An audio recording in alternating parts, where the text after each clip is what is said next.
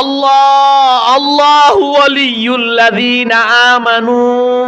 আল্লাহ বলেন, ও ঈমানদার, তোমাদের কোনো ভয় নাই, আমি হলাম তোমাদের অভিভাবক, আমি তোমাদের আপন, আমি তোমাদের বন্ধু। আল্লাহু ওয়ালিয়ুল্লাযীনা আমানু ইউখরিজুহুম মিনাজ যুলুমাতি ইলান নূর।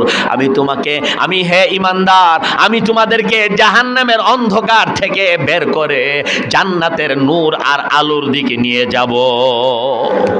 পক্ষান্তরে ওয়াল্লাযীনা কাফারু, আর যারা কাফের, আউলিয়াউহুমুত তাগুত, তাদের অভিভাবক হইল তাগুত, শয়তান, ইবলিস।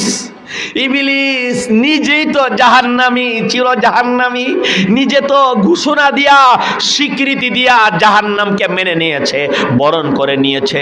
আল্লাহ, আমি জাহান্নামে যেতে রাজি, শুধু আমারে দুনিয়া দিয়া